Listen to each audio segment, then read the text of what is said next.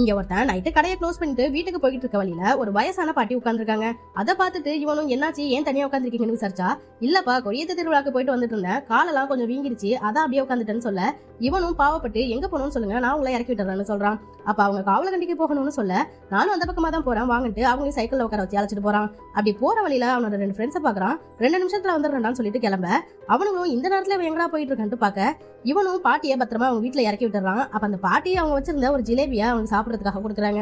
அவனும் அதை சாப்பிட்டுட்டு அவனோட ஃப்ரெண்ட்ஸை பார்க்க வரான். அந்த பாட்டி கொடுத்த ஜிலேபி ரொம்ப சூப்பரா இருந்துச்சுடான்னு சொல்ல, ஃப்ரெண்ட்ஸும் எந்த பாட்டிடான்னு கேக்குறாங்க.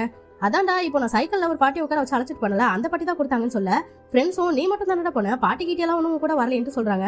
அதை கேட்ட இவனுக்கு தூக்கி வாரி போடுது. அப்ப அவனும் நடந்ததெல்லாம் ஃப்ரெண்ட்ஸ் கிட்ட சொல்றான். இந்த மாதிரி ஒரு பாட்டியை வர வழியில பார்த்தேன், கொடியேத்த திருவிழாக்கு போயிட்டு வந்து நடக்க முடியாம ஒரு இடத்துல உட்காந்துருந்தாங்க, நான் அவங்களுக்கு லிஃப்ட் கொடுத்தேன்னு சொல்ல, என்ன பைத்தியக்காரனடா நீன்னு ஒரு ஃப்ரெண்டு திட்டுறான். ஏண்டான்னு கேட்டா, கொடியேத்த திருவிழா நடந்து பல வருஷம் ஆயிடுச்சுன்னு சொல்ல, அப்பதான் இவனுக்கே ஆட ஆமாலன்னு தோணுது. அப்ப ஃப்ரெண்டுக்காரனும் அவங்க அம்மா சொன்னாங்கன்ட்டு ஒரு கதையை சொல்ல ஆரம்பிக்கிறான். ஒரு பாட்டி காவலகண்டியில நடக்கிற திருவிழானா ரொம்ப பிடிக்கும் போல, அதுக்காக அவங்க எல்லா வருஷமும் தவறாம கலந்துப்பாங்களாம். அவங்களுக்கு ரொம்ப வயசானதுனால அவங்க வீட்டுல உள்ளவங்களாம் அவங்க வீட்லயே விட்டுட்டு திருவிழாக்கு போக ஆரம்பிச்சுட்டாங்க. அப்படி ஒரு வருஷம் அவங்க எல்லாம் திருவிழாக்கு போயிட்டு வந்து பார்த்தா வீட்டுல பாட்டி இறந்து கிடந்திருக்காங்க. கொஞ்சம் வருஷத்துக்கு முன்னாடி உன்ன மாதிரியே ஒருத்தன் அந்த பாட்டியை பார்த்திருக்கான். அவன் திடீர்னு வயசானவன் மாதிரி மாறி இறந்து போயிட்டான்னு சொல்ல, அதை கேட்டவன் ஏன்டா பயமுறுத்துறீங்க, நான் போய் அந்த பாட்டி வீட்லயே பாத்துட்டு வரேன்ட்டு திரும்ப அவசர அவசரமா அங்க போய் பாக்குறான். அங்க பவர்லாம் ஆஃப் ஆயிருக்கும், வீடும் ரொம்ப பாழடைஞ்சு போன மாதிரி இருக்கு. அதை பார்த்து பயம் தலைக்கேறி போனவன் கிளம்பலான்னு பார்த்தா சைக்கிள் செயின் இருந்துருது.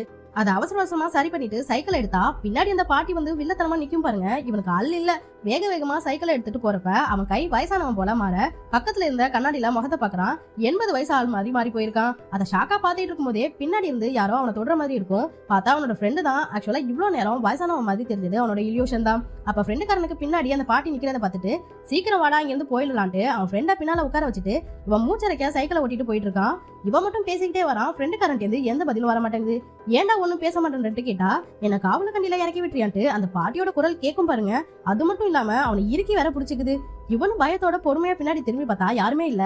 சடனா பாட்டி சைட்ல வந்து நின்னு இவனை பயமுறுத்திட அவன் அலற சத்தம் கேக்குது. ஃப்ரெண்டுக்காரன் ஓடி வந்து பார்த்தா சைக்கிள் மட்டும் கிடக்குது, அவன் ஆளை காணும். இப்ப அந்த பாட்டியோட வீட்டுல ஒரு கை மட்டும் வெளியில தெரியுது. அதை யாரோ உள்ள பிடிச்சி இழுக்கிற மாதிரி காமிச்சு படத்தையும் முடிக்கிறாங்க. அவனோட கதை க்ளோஸ் ஆயிடுச்சு போல.